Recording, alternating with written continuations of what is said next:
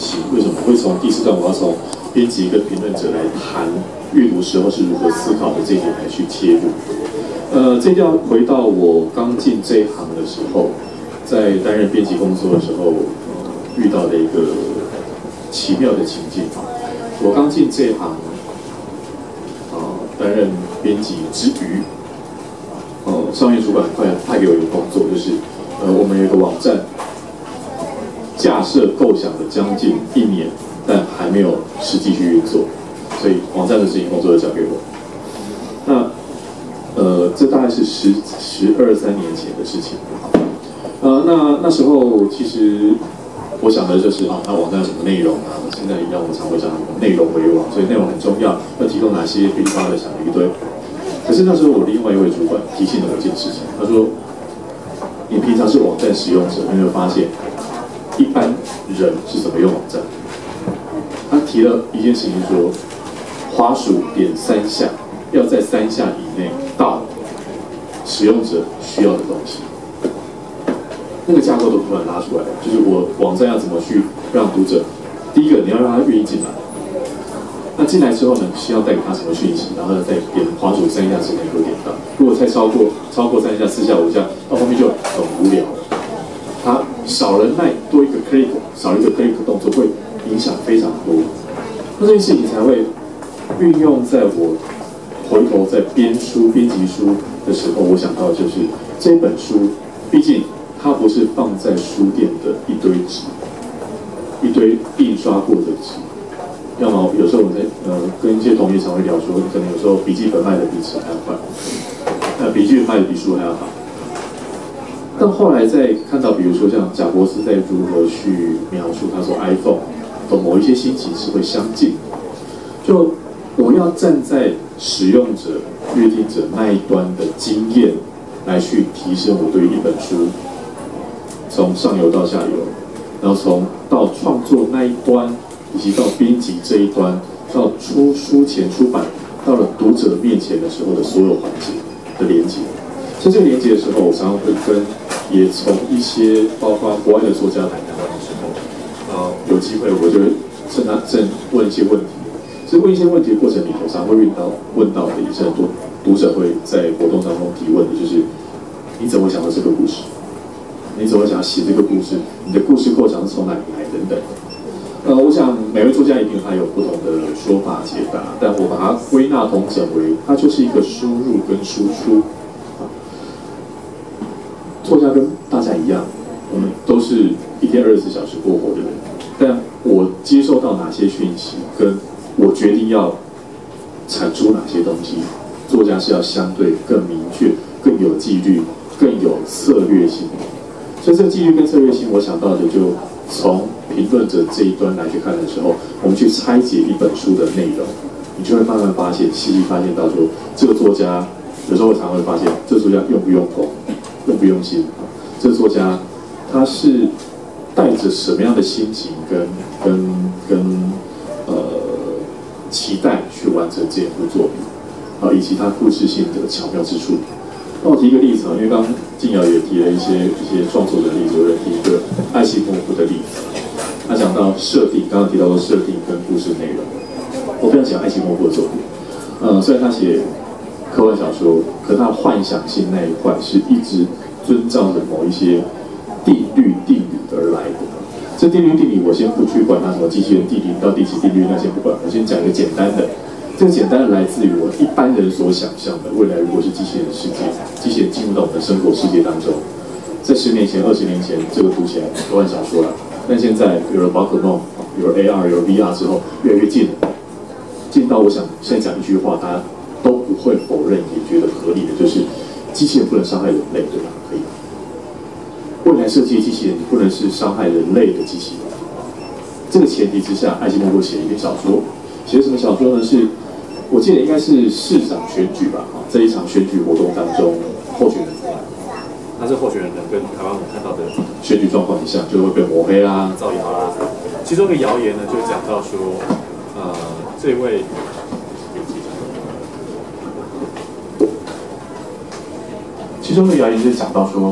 候选人他是机器人，人类社会干嘛由机器人来统治管理？他怎么能够当候选人呢？啊，那这位候选人当然跳出来讲说，我不是机器人啊，你们要投我一下啊。那如何证明我不是机器人？刚刚的前提是机器人伤害人类的话，在那个世界观里头，机器人是不能伤害人类的。那伤害人类之前，比如说我要打你一拳，我就停住，甚至我自己脑袋里头，我的运作机制就把它停下来。所以这个候选人就真的去揍了某一个人，把他揍飞。然后大家在场当然会觉得哗然哗然，但也相对，对，你是人，所以你可以打人啊。故事最后的收尾是什么呢？这个候选人跟被打那个人在同一个场合里头聊天说话啊。那想一想就知道，这两个都是机器人。所以机器人打机器人没事啊，但机器人呢是不能打人的。可这件事情是原来你打的是一个机器人，到大家都不晓得，所以你就当成是好。背后故事要讲什么？看起来艾希莫夫好像在玩一个主题、一个设定，可是玩的设定背后就讲的是，在他整个创作宇宙观当中，讲的刚跟各位分享说，我们并不是要创造出什么机器人出来，而在描述的是人类的，包括是人类的恐惧、人类想望，以及人类如何在处理面对所谓的科技世界的时候，那才是科幻小说所要讲的。它不是讲的科学报国，不是讲的一个科学有多么的重要，不是，它讲的是科学跟我们人类生活、人类社会的发展就是如此的紧密。所以这个如此紧密到我们以小说的阅读去拆解它，再去重组它的时候，艾希莫夫的创作观就跑出来了。艾希莫夫跟读者的关系就不在于欢迎进入我的世界，不是，而是艾希莫夫去想到读者阅读的这一群阅读的读者们，我讨好你，我设身处地的想，我想要去面对到你所好奇的世界，欢迎光临，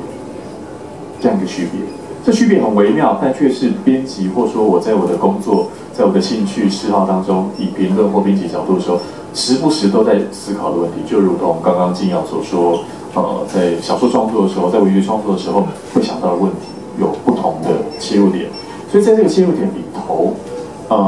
回过头来谈这两本书，就会跑出我们从一开始讲的，想必今天的主题叫做小说家告诉你的是纯粹的现实还是无边的幻想，这个问号，应该各位就会有一个比较明确的，对于两个极端，现实跟幻想，在这两个极端当中是如何选取，作家如何选取他自己的位置，跟他创作这部作品的位置，以及在这个作品他与其他作品之间的对话，还有跟读者之间的对话。所以这些或许我们只是简单的买一本书、阅读一本书，可其实在整个人类的文化里头，它却是一个非常重要。因为我常会说，小说创作其实以整个人类的文化艺术来说，它是相对还年轻的创作方式啊，不过数百年而已，不像说在我们往前的艺术等等那些，以小说来说，它是相对更接近的，而且还必须不断的与时俱进的。它不是存留在所谓的经典而已，所谓的别人告诉你该去读什么书，或者说这些是翻译书，国外的月亮比较圆啊，国外的和尚比较会念经，不是这些，而是它也相对的回到我甚至更好奇的、更期待的，在于这些文字故事背后，它开始卖喂养书哈，因为我常会讲金鸟是，它是被这些翻译书喂养出来的新一代的作家，你开始融合了国外更多的类型创作的能量跟经验，转移到国外作家不会写的台湾故事。这是我的套路。基本上我就是这样。我基本上就是日本，当然我是在台大外文系读书，当然也读很多欧洲或是美国的文学小说作品，那当然也有读很多类型小说啦。不过对我影响最深的还是日本小说，就是我在大学的时候就是读了非常大量的日本推理小说啊，或者是悬疑小说这一系列的故事。那当我读到这些故事的时候，就是其实非常感谢，就是台湾有这么就是在这10几年来，就是有这么大量的小说创作这样的外国翻译小说，然后进来到台湾，然后成为我的养分，然后成为一些我的一些作家朋友的一些养分。那我很希望，就我自己的来看，我很希望可以把这些元素或者一些说故事的技巧的方式，然后实现在讲述台湾或是台湾海岛这样的一个自己本身的内容上面。那这样子的话，也许会开出一些璀璨的花朵吧。对我来讲，这也是一种跟外国文化交流，或者是把外国文化就是应用在台湾。那句话叫什么？就是满清末年在讲那个中体西用嘛。我记得我自己现在在做这样的一个尝试，因为我现在毕竟虽然说是站在一个妖怪，就是我想要做台湾的妖怪学这样的一个学科，这样的一个系统，但其实我也是立基在日本的柳田国男、小泉八元他们的观点上面去做，而这样的一个系统在台湾其实是基本上是完全没有人在以这样子以妖怪或是以鬼怪为主体的概念来重新去看的。但我很希望以这样的东西，然后重新把一些我们可以遗忘，或者是我们可能不在乎，或者是在时间的掏洗之下，慢慢的就消失的这些东西重新的找回来，把这些精神价值重新找回来。那这也是我认为我很想要努力的一部分，的其中一个方向，这样子。除此之外，也要跟各位做最后一个分享，就是说，当我编完《仰视》之后，输出的时候，有一些朋友直接问我一件事情，但大多数是推理小说的读者，所以就问我说：“这是不是推理小说？”那我的回答不是是或不是，而是问他说：“你觉得上校排行榜上面那本东野圭吾的《解忧杂货店》是不是推理小说？”那突然大家就愣住了。你愣住的原因，我想说，他们在想你怎么用这个问题来回答我问题？可这一点也就反映出。你会看到现今的创作者，我想在国外也好，国内也好，小说创作的面对到一个瓶颈期。那2004到2010这段期间，2007、2008，台湾跟着国外的那种翻译速度是非常近的。就是国外的出书，或许在隔年，甚至在同一个年份，国外可能年初，台湾可能年底就可以看到翻译作品进来，百花齐放。而且百花齐放也会在类型的琢磨上面的标签是相对明确的。可是类型越贴越明确的时候，就会跑出这个类型的名家会现在某一些人的身上，所以它就变成我是类型的对，有点像代言人的状况。就像我现在要去谈30年代、40年代的美国冷硬派，那时候他们就是那几位就是王。那反过来讲，在这些王占据山头的情况之下，很多年轻的作家，很多想要突破现状的作家，这几年我的观察是，他们开始去尝试融合其他的类型，然后把类型的界限给打破。他想要讲一个。有些出版社或是有些目前在行塑的书籍来说，就会以娱乐作为导向，或是一个相对比较不那么只设在哪一个类的题材。可是这里是喜也是忧，所谓的是喜是忧的原因在于，如果我还是回到前头提过的，如果读者只是因为我喜欢看某一类，我喜欢某一种感觉，我想说，那跟如果各位熟悉日本推理小说的话，那跟看西村金太郎跟在看赤川次郎这一类作品，或者说像刚前头提到迷晃，没什么太大的不一样，你只是在自己的习惯上面找寻下一本书而已。但其实反而因此丧失掉了非常多，包括我们也把国籍给打破。这也是我在处理仰视的时候想到，这类题材，好像西方的更为丰富，但刚进也提到东方的思考，日本。台湾那种文化更接近的时候，里面有些东西可能只有我们才读得出来。那这也是我常会提，在以推理小说来看，你在美国、在英国，绝对看不到在台湾看到那么多的日本推理小说。因为那种日式的风格，他们不理解，他们觉得警察怎么是这样子，然后很多的情境不是那么的文化上面的隔阂，反而阻挡掉了一些阅读的可能性。但这些阅读可能性，在今天这两本书都是日本小说，都是一个相对我们可以理解他们的文化，但也因此在开拓未来我们的阅读啊，无论是在创作上头来讲，或者是在阅读上头来讲，用这个有开拓性的话，我想会是今天活动最后想要最后跟在场的各位分享的一件事。不知道金阳有没有其他补充？应该没有，对，其他的补充。好，那好像最后一个问题就是，因为现在又看到一些其他写作朋友的一些作品，然后会有一些作品是在真实跟知识，或者是就是虚构跟幻想之间有一些不协调、不平衡的地方。那是不是在编辑的角度上面来看，这样的真实跟虚构之间的二元，然后有一些记忆概念或者是一些理想比例，对，就是简单的一个询问。这个问题就比较像是食谱书的概念，因为最近公司有编辑本食谱书，我这边去看啊。所以食谱书的概念呢，就会去计较说什么东西要多少分量、多少时间、多少那个比例，最后是这个提问比较来自于模仿。所谓的模仿呢，是当我看了其他书。它的根基，它并没有一个绝对的比例，真实虚构的，或者说我刚刚前头提到那种盐水的概念，不是那种绝对的比例。但有没有从读到的书当中分析出？因为我往往会看到很多创作者，他其实，比如说我喜欢读东野圭吾，这最近很多人跟我讲，也包括很多人说我喜欢名侦探柯南，所以写出来小说真的是柯南的文字版非常厉害，其实学得非常到位。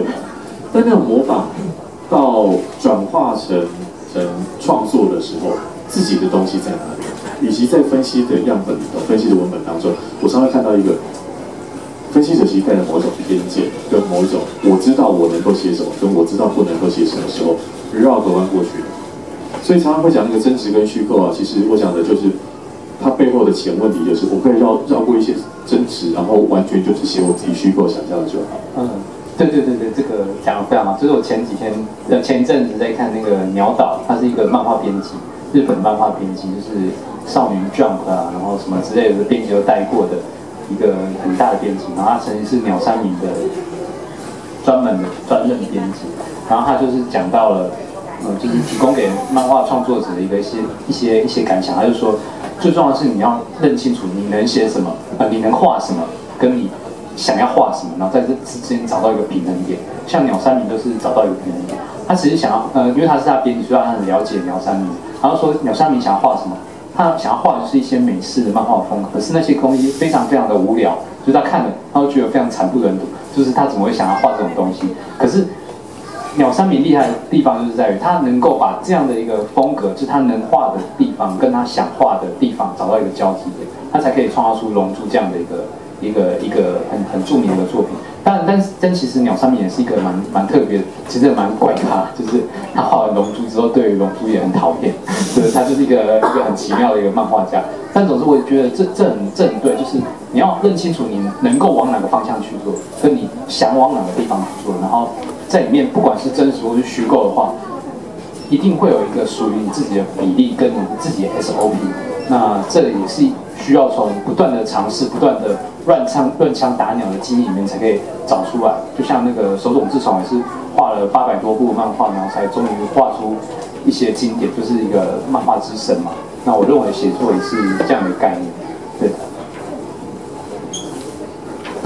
那我想今天的分享就到这边，不知道大家还有没有什么问题我想提问？然后我们有准备证书嘛，对不对？好，在马可这边的话，我准备2本，一本是风口，一本是奇迹寄物商。那这也是2本，我想跟今天主题很有关联性的，就是如何从现实当中跟想象里头写出来的故事啊，也是日本的小说。所以有提问的朋友就可以选1本。那